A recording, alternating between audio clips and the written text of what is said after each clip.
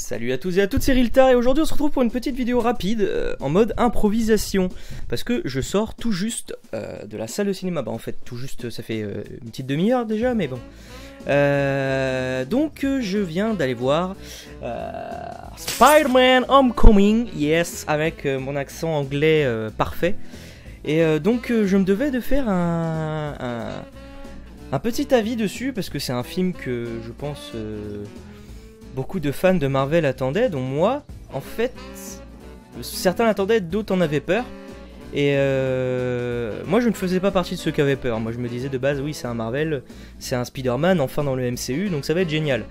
Alors du coup, il y a quelques petits trucs qu'il faut savoir sur le film et qui faisaient peur justement donc à certaines personnes. Voire qui valait au film la foudre de ceux qui aiment bien critiquer les films avant qu'ils soient sortis. Donc la première chose que je tenais à dire après avoir vu ce film, c'est que non, Spider-Man Homecoming n'est pas un Iron Man 4. Beaucoup disaient ça, il y a eu beaucoup de trolls à ce sujet. Beaucoup disaient que ouais, Spider-Man le prochain ça va être un quatrième Iron Man. Non, pas du tout. Tony Stark, on le voit peut-être une vingtaine de minutes max sur les 2 heures de film. Et non, c'est pas un Iron Man 4. On le voit un petit moment dans son armure, vraiment lui dans son armure, sinon c'est son armure interposée par téléphone, c'est tout. Il y a pas de... C'est pas un Iron Man 4, Tony Stark n'est quasiment pas présent, on voit Spider-Man tout le long du film. Et c'est d'ailleurs un autre point que je voulais traiter. Beaucoup étaient en train de critiquer en mode ouais, le prochain Spider-Man, on va encore nous raconter les débuts de Spider-Man. Non. Alors, du coup, ceux qui critiquaient et qui ont vu le film, j'espère que vous aviez bien pris une bonne grosse claque dans votre gueule en vous rendant compte que vous aviez complètement tort. Et ceux qui avaient peur, ceux-là je leur en veux pas, hein. Ceux qui avaient peur et qui avaient des doutes par rapport au film et qui pensaient qu'on allait encore nous raconter une 3e fois l'histoire de Spider-Man, la piqûre d'insectes, tout ça. Pas du tout. Les origines de Spider-Man, on nous les raconte à un petit moment. Il y a Peter qui parle à son pote et qui lui dit « Je me suis fait piquer par une araignée ». C'est tout. Il n'y a aucun autre indice entre guillemets sur l'histoire de Spider-Man. C'est vraiment ce qui suit après Civil War. Parce que les scénaristes, ils le savent. Tout le monde connaît Spider-Man. Tout le monde connaît les origines de Spider-Man. Ils le savaient que s'ils allaient raconter encore une 3e fois l'histoire de Spider-Man dans le film, ça allait pas plaire. Donc vraiment, on a Spider-Man après Civil War qui se demande comment faire pour devenir un vrai Avenger. Il veut devenir un vrai Avenger et c'est sa quête pendant le film. Et voilà, on voit un jeune Spider-Man qui a vécu des événements dont il ne peut pas parler parce qu'il ne veut pas que son identité soit dévoilée plutôt, excusez-moi. Et qui progresse avec ça et qui veut que Tony Stark, Iron Man, le voit comme un vrai super-héros et pas comme l'enfant qu'il est. Voilà, ce n'est pas un Iron Man 4 et ce n'est pas un troisième reboot complet de Spider-Man. Non, pas du tout. Donc voilà, donc ça c'était pour mettre les choses au clair par rapport à ceux qui voudraient se rassurer un peu. Donc là c'est maintenant qu'on va vraiment commencer à spoiler un peu. Qu'est-ce que je vais traiter d'abord alors l'histoire déjà, donc l'histoire j'en ai parlé vite fait, elle est vachement cool parce que du coup ce n'est pas comme je viens de le dire une 3e fois l'histoire des Spider-Man, les débuts, non c'est vraiment tout ce qui se passe après Civil War, il y a rien, on ne voit rien de ce qui se passe avant Civil War, vraiment rien du tout, et ça peut décevoir certains, mais en prenant en compte que, comme je l'ai dit plusieurs fois, Spider-Man on le connaît déjà, c'est pas dérangeant du coup, c'est pas du tout dérangeant parce que tout ce qui nous intéresse, on le sait dans Civil War et dans ce film là. On sait dans Civil War que Tony va le chercher, et dans le film là on voit ce qui se passe du côté de Spider-Man entre le moment où Tony vient le chercher à Civil War, dans Civil War, et le moment où il se bat contre les héros à l'aéroport. Et d'ailleurs c'est assez drôle comme petite scène où tout du long Peter filme avec son portable. C'est assez rigolo. Et après voilà, c'est la quête de Spider-Man pour devenir un vrai super-héros. Et voilà, donc l'histoire est plutôt pas mal. Et on voit vraiment le progrès de Peter. Qui au début se dit ouais c'est trop bien d'être un super héros, et puis qui commence à se rendre compte qu'il y a des difficultés et que finalement être un super héros c'est pas juste casser la gueule à des méchants, c'est vraiment plus que ça. Et d'ailleurs vous me rectifierez ceux qui ont vu le film, je ne suis pas sûr d'avoir entendu la phrase fétiche de l'oncle Ben justement. Un grand pouvoir implique de grandes responsabilités. Je ne l'ai pas entendu dans le film, j'ai peut-être pas fait attention à ce moment-là, mais vous me rectifierez. Mais vraiment, on voit dans ce film que un grand pouvoir implique de grandes responsabilités, et c'est ce que Peter se rend compte au fil du film. Et finalement, d'ailleurs, donc à la fin du film, il se rend compte que être un Avenger, finalement pour lui, c'est pas si bien que ça. Il préfère rester dans son petit quartier et être le gentil petit voisin Spider-Man, comme ils le disent, qui est remis en anglais d'ailleurs dans la phrase originale, The Friendly Neighborhood Spider-Man, yeah, avec mon goût d'accent comme toujours. Et donc voilà, donc l'histoire retrace l'envie de Peter de devenir un super-héros et qui progresse dans cette voie. Donc une fois l'histoire racontée, on peut parler des personnages que j'ai trouvé vachement cool, assez dérangés quand même, parce que la fille dont est amoureux Peter dans cet épisode, je ne me rappelle même plus du nom, je ne sais même pas qui c'est, je sais pas si elle existe dans les comics, donc ça par contre au niveau là c'est le gros blanc, c'est ni Gwen ni Mary Jane. Même s'il y a un petit indice à la fin, parce qu'il y a une fille qui intervient plusieurs fois dans le film qui fait un peu ça, je m'en bats les couilles, rebelle un peu, et apparemment ses amis l'appelleraient MJ, donc je me dis que ce sera peut-être la nouvelle Mary Jane, mais je ne sais pas, et on verra bien dans les épisodes suivants, puisque cette fille finalement peut-être qu'on la reverra jamais. Enfin bref, donc au niveau des personnages, donc on a toujours Robert Downey Jr. dans le rôle de Tony Stark, donc là rien à redire, c'est Tony Stark, c'est comme d'habitude. Tom Holland, je l'avais déjà bien apprécié dans Civil War, je trouvais que sa courte apparition dans le film était déjà vachement cool. D'ailleurs je me souviens que j'en avais eu des frissons, surtout au moment du trailer, quand Spider-Man apparaît à la fin d'un des trailers de Civil War en mode Hey everyone, et moi ça m'avait foutu des frissons à l'époque, je me souviens, et j'avais même hurlé devant mon ordinateur, c'est pour dire à quel point j'étais content de le voir là. Mais non, franchement dans ce film, 2 heures avec Tom Holland, ça m'a pas dérangé du tout, il était super bien dans son rôle, vachement bien à l'aise, et le doublage français était bien pour Tom Holland, j'avais quelques petits doutes au début sur les trailers tout ça, mais non, ça allait plutôt bien. Et donc oui, Tom Holland est un bon Spider-Man, je trouve. Il égale pas, c'est sûr, Andrew Garfield ou j'ai oublié le nom de l'acteur de ceux de Sam Raimi, je le mettrai au montage. Chacun ont leurs petits plus et leurs petits moins. Le petit truc que je reprocherais quand même au niveau de Tom Holland, mais ça ne concerne pas que Tom Holland, ça concerne tous les acteurs jeunes du film. Ils sont censés avoir aux alentours de 15-16 ans. Spider-Man a 15 ans dans le film. Ouais, non, Tom Holland est encore trop vieux. Il fait vachement jeune, mais il est pas assez jeune pour interpréter comme il se doit un gars de 15 ans. Au début, j'avais pas trop l'âge en tête. Peut-être qu'on l'avait dit dans Civil War, mais j'avais dû l'oublier. Et tu vois, tout le long du film, je dis ouais, il a 16-17 ans, l'acteur il en a plus, mais ça passe nickel. Et puis à un moment dans une scène, Tony Stark lui reproche d'avoir trop fait confiance à un gamin de 14 ans, et Spider-Man lui répond non, j'ai 15 ans maintenant. Non, ça détruit pas l'intégration au film si vous voulez, mais comment quand on sait ça, après il y a un petit dérangement sur le personnage. On se dit non, il fait pas vraiment 15 ans quoi. Donc et puis tout ce qui s'y passe au niveau du film, c'est peut-être moi qui me suis trompé toute ma vie sur les films qui relatent les étudiants américains, qui nous glorifient les études américaines. Je savais pas qu'on avait l'impression que ce soit un lycée de gamins de... Enfin...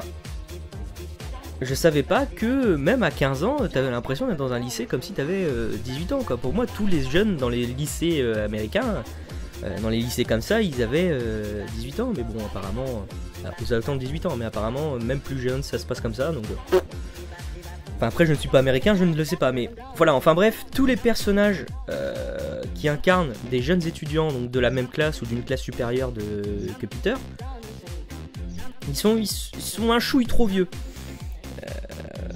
Et Tante May est beaucoup trop jeune aussi. Et ça on le sait depuis Civil War. Tante May est beaucoup trop jeune. Même si elle est moins... Elle fait moins... Beaucoup disaient dans Civil War, wow, putain Tante May elle est trop bonne. Mais là ça va. Là je pense qu'ils ont dû... Elle est moins mise en valeur, tu vois. C'est une jeune tante... encore vachement jeune et sûre d'elle. Donc voilà, elle passe super bien. Donc au niveau des acteurs, pas de problème. Les acteurs sont très bons et les acteurs sont attachants. Juste quelques, donc comme je disais, quelques petits trucs, genre des personnages que je connais pas, ou alors qui n'étaient pas du tout comme ça à la base. Enfin après, c'est une adaptation ciné. Ceux qui le savent que ceux qui s'intéressent un minimum au MCU savent que le MCU est un univers parallèle au monde de Marvel, au monde des comics. Donc qu'il y ait des trucs différents, voilà, au final, ça choque pas, on s'y fait. Mais enfin voilà. Et au niveau des personnages, je n'ai pas parlé non plus de Michael Keaton, donc qui joue le vautour, parce que c'est bien de parler de Tom Holland, mais il faut aussi parler de son méchant du film, donc le vautour, donc sur Homecoming.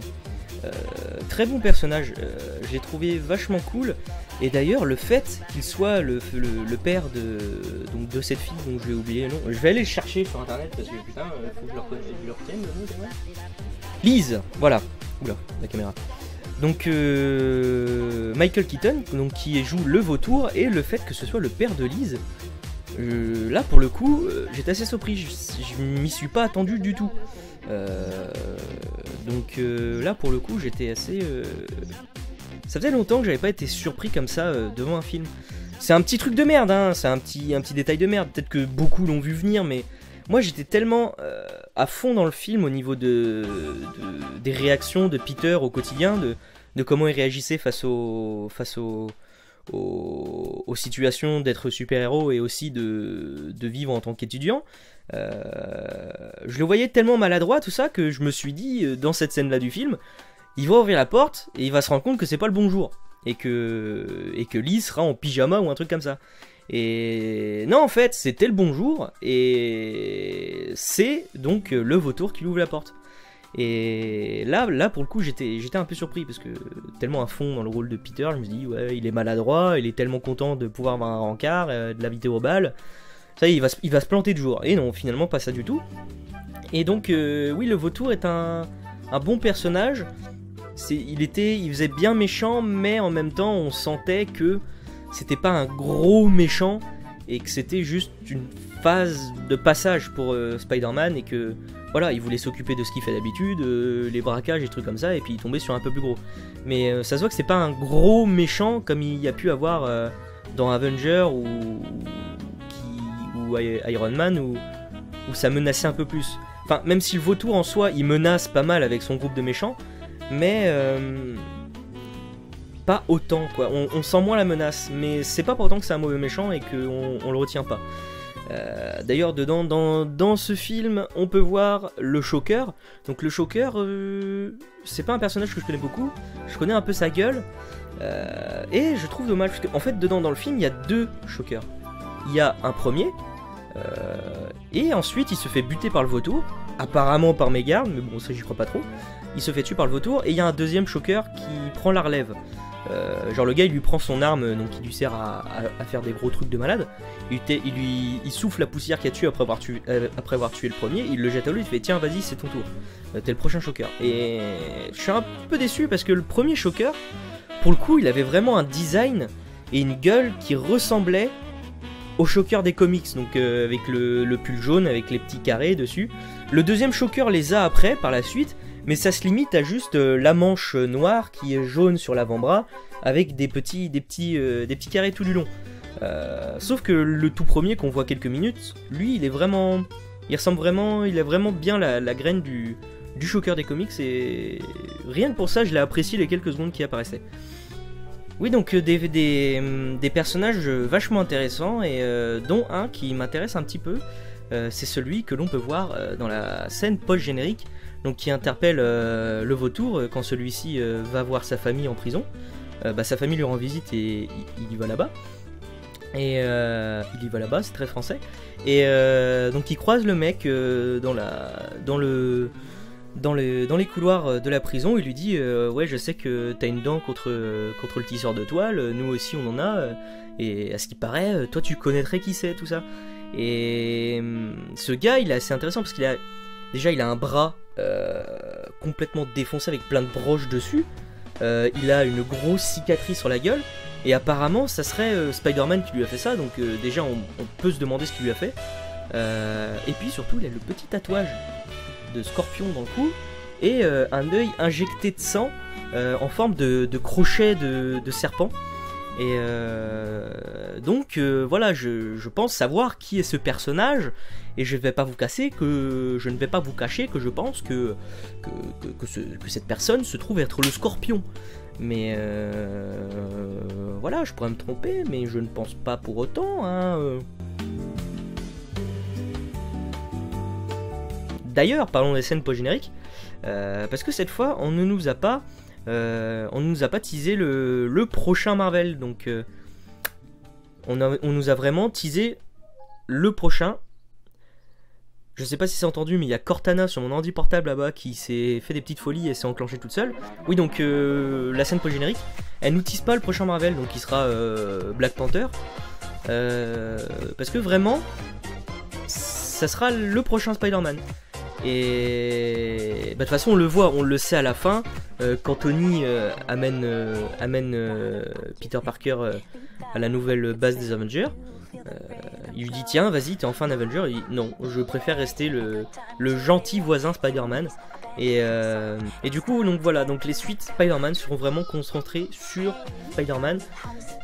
C'est cool, c'est nul en même temps parce que on le sait déjà que Tom Holland est sur actuellement, voire il a peut-être fini ses prises, je sais pas, mais il est en train de tourner avec Robert Downey Jr., Chris Pratt, tout ça, donc Infinity War, Avenger Infinity War, et donc on sait qu'il sera dans ce film-là, mais d'un côté c'est un peu décevant de se dire ça va pas changer des autres Spider-Man et on va vraiment rester sur Spider-Man, il n'y aura pas d'autres personnages du MCU. Voilà, bon au moins on a eu Iron Man dans le premier, c'est déjà pas mal, mais ça serait bien d'en avoir d'autres quoi. Enfin on verra bien qui tourne déjà Avenger Infinity War, on verra après. Et donc je pense que cette petite vidéo va se terminer maintenant, donc de bons personnages, une histoire qui change des autres Spider-Man qu'on a pu avoir, une histoire donc du coup qui a renversé les préjugés qui ont été mis dessus alors que les premiers trailers étaient à peine sortis, voire qu'ils n'étaient pas sortis du tout. Et franchement oui, c'est un bon Marvel, c'est un bon MCU, même si il n'égale pas les Gardiens ou Ant-Man à mes yeux. D'ailleurs ça me fait penser, en parlant d'Ant-Man, la musique du film est vraiment bien.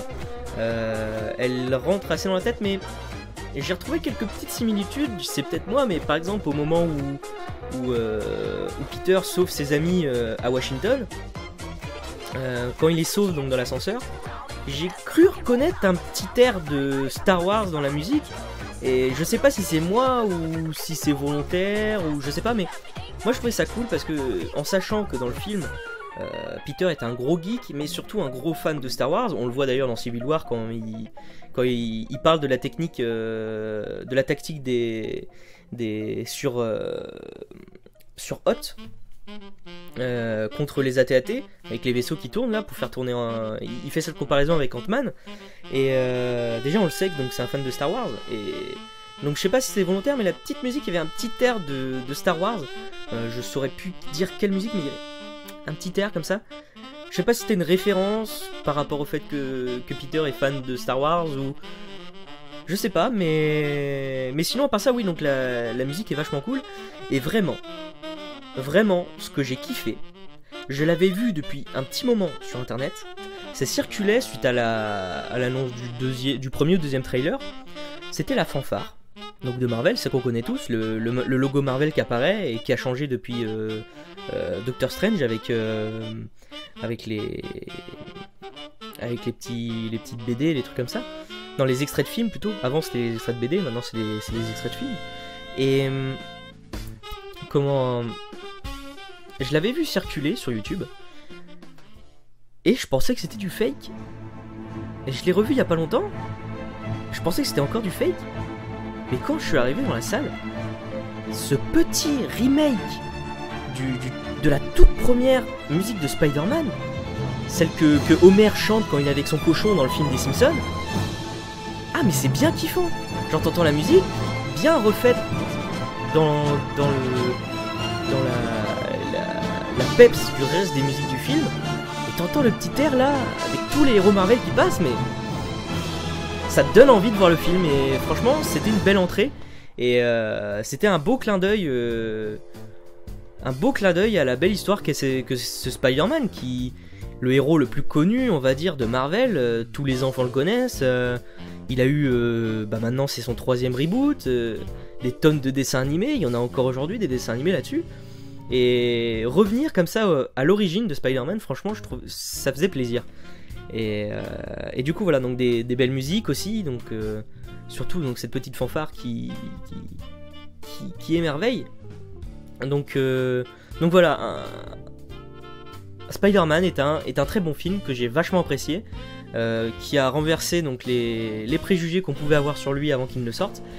Et donc, si vous voulez voir un bon Marvel après Doctor Strange, même si Doctor Strange il a quand même tout renversé, il a battu des records, franchement, mais voilà, surpasser la déception de Civil War, il faut aller voir Spider-Man. Si franchement, comme moi, les seules scènes que vous avez kiffées dans Civil War, c'est celle d'Ant-Man et celle de Spider-Man, faut voir Spider-Man. C'est vraiment un bon film. Du coup voilà, j'espère que cette petite review en mode improvisé, tout sorti, vous a plu. Je me suis dit que j'allais peut-être essayer de faire ça, parce que vu que c'est un peu le thème de ma chaîne, ça permettrait de rapporter un peu de trucs sur la chaîne, et puis moi aussi de m'entraîner à faire des petites critiques comme ça de films, parce que c'est quelque chose que j'aime bien faire, donc voilà, m'entraîner et puis vous faire partager ça. Donc j'espère que cette vidéo vous a plu. D'ici là, moi, je vous retrouve dans une prochaine vidéo. J'essaie de sortir un spoil-moi prochainement. Faut juste que je trouve un film à regarder. D'ailleurs, petite annonce vite fait. Par rapport au spoil-moi, je vais arrêter tout ce qui est prévision de film à la fin des spoil-moi. Donc là, pour tout vous dire, si vous n'avez pas remarqué, donc je vous avais teasé à la fin de Doctor Strange Insaisissable 2. Sauf que je l'ai regardé. Et franchement, le film m'a putain de déçu et j'ai aucune inspiration dessus. Du coup, je vais trouver un autre film et je vais arrêter donc les prévisions en fin de vidéo. Et ça sera pas plus mal comme ça, parce que des fois, je m'impose des films et puis finalement, je me force à faire la vidéo. C'est pas forcément terrible. Donc voilà, le prochain spoil-moi, donc je sais pas sur quoi il sortira. Je sais pas sur quoi je le ferai, sur quoi il sera, mais voilà, hein, je vais chercher pendant les vacances, j'ai le temps. Je vais essayer pendant ces vacances là, maintenant que c'est les vacances d'été, de sortir un peu plus de vidéos. Je vais essayer de sortir quelques spoil-moi, quelques pourquoi j'aime, donc ma nouvelle série. Et puis si je vais voir d'autres films pendant les vacances, j'essaierai de faire cette petite review. Il y a peut-être des chances que j'en fasse une quand je serai allé voir La Planète des Singes. Du coup voilà, moi je vous retrouve donc dans une prochaine vidéo, je ne sais pas quand, je ne sais pas sur quoi, je ne sais pas pourquoi. Enfin bref, je vous revois quoi. A plus, c'était Riltar.